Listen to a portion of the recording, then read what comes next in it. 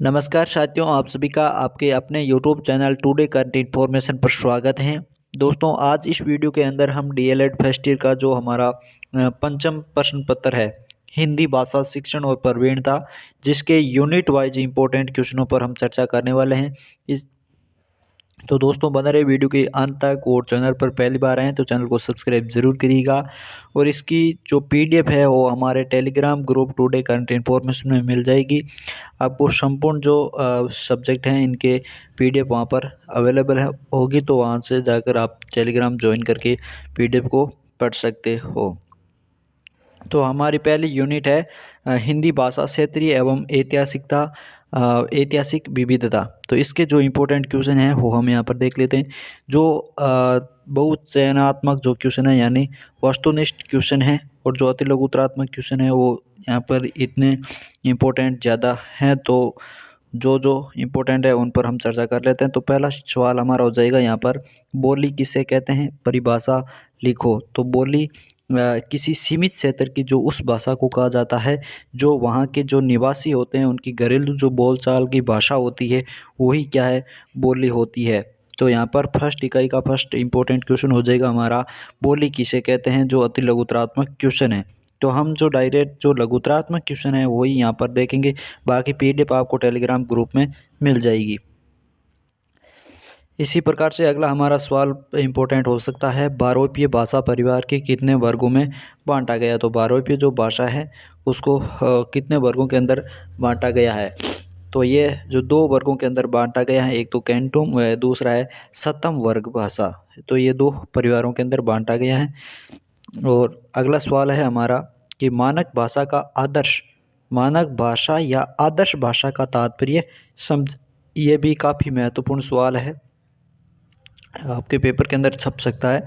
तो अगला सवाल है हमारा ऐसा ही इम्पोर्टेंट इस यूनिट का, जो है लिपि किसे कहते हैं। तो लिपि किसे कहते हैं यानी जो अति लघुतरात्मक क्वेश्चन है, छोटे क्वेश्चन इसके अंतर्गत जो पूछे जा सकता है, लिपि किसे कहते हैं। तो लिपि है जो भाषा के दृश्य रूप में स्थापित करने वाले वर्ण प्रतीकों की जो परंपरागत व्यवस्था को ही क्या कहते हैं, लिपि कहते हैं। इसी प्रकार अगला हमारा सवाल है, भाषा क्या है स्पष्ट करो। और इसके अतिरिक्त जो इम्पोर्टेंट क्वेश्चन है वो है, भाषा की विशेषताओं का उल्लेख करिए। ये क्वेश्चन जो काफ़ी मोस्ट है, भाषा की विशेषताओं का उल्लेख करो, वेरी मोस्ट सवाल है। भाषा की जो विशेषताओं का उल्लेख है, तो भाषा की जो विशेषताएं हैं, भाषा के माध्यम से जो मनुष्य है वो अपने विचारों भावों को अभिव्यक्त तथा स्थानांतरित करता है। और भाषा है जो अभिव्यक्ति है तो उच्चारण की सीमित ध्वनियों का संगठन है। भाषा के माध्यम से मनुष्य पीढ़ी दर पीढ़ी एक दूसरे से जुड़ता चला जाता है, और भाषा के द्वारा ही मनुष्य ज्ञान संचयन, प्रसारण व वर्धन करता है। भाषा अनुकरण द्वारा सीखी जाती है, अतः इससे समायोजन शक्ति का विकास होता है। और भाषा के द्वारा वातावरण अनुकूलन होता है, क्योंकि बालक की भाषा पर वातावरण का विशेष प्रभाव परिलक्षित होता है। इसी प्रकार हमारा अगला सवाल है, हिंदी भाषा की विभिन्न वर्ग व उनकी कौन सी बोलियां हैं। और अथवा के अंदर दिया गया है, हिंदी भाषा की अंतर्गत मानी गई 5 उपभाषाएं। वेरी मोस्ट क्वेश्चन है दोस्तों, ये पेपर के अंदर वो पूछा जा सकता है। हिंदी भाषा के जो अंतर्गत जो उपभाषाएं आती है वो, या फिर उसके जो विभिन्न वर्ग हैं वो यहाँ पर हमें बताने हैं। तो जैसे पश्चिमी हिंदी हो गई, पूर्वी हिंदी हो गई, बिहारी हो गई, राजस्थानी हो गई, पहाड़ी हो गई। इसके अंदर जो 5 उपभाषाएं हैं वो आती हैं, पश्चिमी हिंदी, पूर्वी हिंदी, बिहारी, राजस्थानी और पहाड़ी हिंदी। ये जो है यहाँ पर आती है। अगला सवाल है, बोली को परिभाषित करते हुए भाषा और बोली में अंतर स्पष्ट कीजिए। काफ़ी महत्वपूर्ण सवाल है, बोली को परिभाषित करते हुए भाषा और बोली में अंतर है जो यहाँ पर आपको बताना है। अगला यहाँ पर हो जाएगा, बोली और भाषा के अंदर जो अंतर है। तो ये जो हमारे इम्पोर्टेंट क्वेश्चन थे। और एक ये भी क्वेश्चन इम्पोर्टेंट हो सकता है कि है, मानकीकरण के साधन यानी उपादान बताइए। तो मानकीकरण के साधन के रूप में व्याकरण की बेहद आवश्यकता, कोश, रेडियो, दूरदर्शन, समाचार पत्रों की भाषा। हिंदी भाषा के मानकीकरण में व्याकरण, शब्दकोश, संचार माध्यम व हिंदी ये साहित्य आदि का उपादानों को जो महत्वपूर्ण है वो योगदान रहा है। अगला हमारा मोस्ट इम्पोर्टेंट क्वेश्चन माने तो है राजस्थान की बोलियों के नाम लिखिए और राजस्थान की प्रमुख बोलियां हैं जो कौन कौन सी हैं। तो ये इस प्रकार से इंडेक्स बना करके हमें बताना है। तो पश्चिमी राजस्थान में बोली जाने वाली बोलियां और उसका क्षेत्र में आपको बताना है।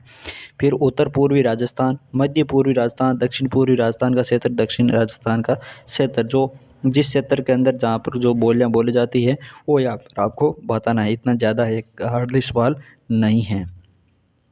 अगला है मानकीकरण की आवश्यकता, क्या आवश्यकता है। वेरी मोस्ट सवाल है, मानकीकरण की क्या आवश्यकता है। तो भाषा में एक रूपता लाने, अभिव्यक्ति में स्पष्टता, सरलता लाने तथा भाषा में स्वच्छंदता पर प्रतिबंध लगाने के लिए भाषा में मानकीकरण की आवश्यकता होती है।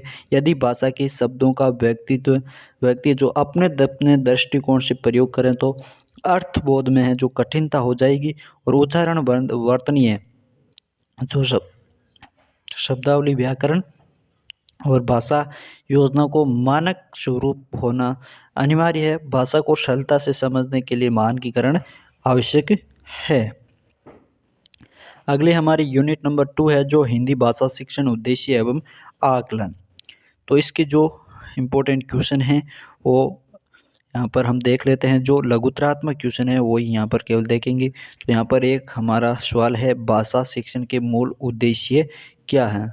हमें भाषा शिक्षण के मूल उद्देश्य, तो भाषा शिक्षण के जो मूल उद्देश्य होते हैं, जो भाषा के कौशल होते हैं वही मूल उद्देश्य होते हैं। सुनना, बोलना, पढ़ना और लिखना, ये 4 मूल कौशल और मूल उद्देश्य भी यही हैं। तो यहाँ पर आपको मूल उद्देश्य दे करके चकरा भी सकते हैं। तो यहाँ पर मूल उद्देश्य की जगह आपको जो कौशल होते हैं भाषा के 4, सुनना, बोलना, पढ़ना और लिखना, यानी LSRW है जो यहाँ पर आपको बताना है। अगला हमारा सवाल है, भाषा शिक्षण के मूल कौशल कौन कौन से। तो ये यहाँ पर वापस रिपीट से सवाल हो चुका है। सुनना, बोलना, पढ़ना और लिखना है जो भाषा के मूल कौशल होते हैं। लिखने के कौशल विकास की 2 गतिविधियां लिखिए। तो यहाँ पर अनुलेख, श्रुतिलेख, प्रतिलेख का अभ्यास जो कराया जाए और मिट्टी का पर है जो अंगुलियों से लिखने का अभ्यास है वो करवाया जा सकता है इस प्रकार से। और अगला हमारा लघुतरात्मक जो क्वेश्चन है वो है, हिंदी भाषा शिक्षण के का जो महत्व है वो समझे। काफ़ी महत्वपूर्ण सवाल है, हिंदी भाषा शिक्षण का महत्व है। अगला हमारा इम्पोर्टेंट सवाल है वो है कि आपके विचार से भाषा सिखाने में क्या क्या शामिल होने चाहिए। आपके विचार से भाषा सिखाने में क्या क्या है जो शामिल होने चाहिए। तो यहाँ पर निम्न बातें हैं जो शामिल की जा सकती है। समझकर पढ़ना, स्वयं अपनी बात स्वयं बोलना, दूसरों की हर बात समझना, समय के अनुसार शब्दों का अर्थ समझना, भाषा के नियमों को बताना, शुद्ध उच्चारण पर ध्यान देना, अभ्यास कराना, कठिन शब्दों का अर्थ बताना, व्याकरण के नियम बताना, वर्णों और मात्राओं का ज्ञान कराना, ध्यानपूर्वक पढ़ना, लिखने पर बल देना, भाषा के प्रति रुचि जागृत करना, लिपि का ज्ञान कराना। ये जो सभी तत्व हैं, मुख्य पॉइंट हैं, वो यहाँ पर हमें बतानी बातें जो भाषा को सिखाने में महत्वपूर्ण, इन बातों को जो आवश्यक हैं। अगला हमारा सवाल है, भाषा में जो भाषा का है जो बच्चों का सांस्कृतिक विकास कैसे करती है। भाषा जो बच्चों का है वो सांस्कृतिक विकास कैसे करती है, यह सवाल भी महत्वपूर्ण है। अगला हमारा सवाल हो जाएगा, वेरी मोस्ट सवाल है, प्राथमिक स्तर पर आकलन करते समय किन किन बिंदुओं को ध्यान में रखा जाना चाहिए। वेरी मोस्ट सवाल है, प्राथमिक स्तर पर आकलन करते समय किन किन बिंदुओं को ध्यान में रखा जाना चाहिए। तो आकलन जो है डर व भय पैदा करने वाला न हो। आकलन की प्रक्रिया में बच्चों की मौलिकता, कल्पनाशीलता एवं सृजनशीलता के पर्याप्त अवसर हो। दोस्तों, आपके जो संपूर्ण सब्जेक्ट हैं उसकी PDF आपको टेलीग्राम ग्रुप में मिल जाएगी। तो ये जो PDF है आपको टेलीग्राम ग्रुप में मिल जाएगी। टेलीग्राम ग्रुप लिंक डिस्क्रिप्शन में दी गई हैं। इसके इंपॉर्टेंट क्वेश्चन है हम देख चुके हैं।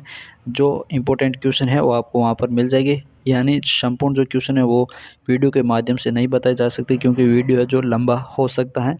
इसलिए इसकी PDF आपको टेलीग्राम में मिल जाएगी। तो कैसा लगा वीडियो कमेंट करके ज़रूर बताइएगा और इस वीडियो को अपने दोस्तों तक भी शेयर ज़रूर करें ताकि वो भी इन महत्वपूर्ण प्रश्नों को जान सकें और अच्छी तरीके से पेपर को दे सकें। तो मिलते हैं और भी ऐसे नई वीडियोज़ के साथ, तब तक के लिए धन्यवाद। जय हिंद, जय भारत।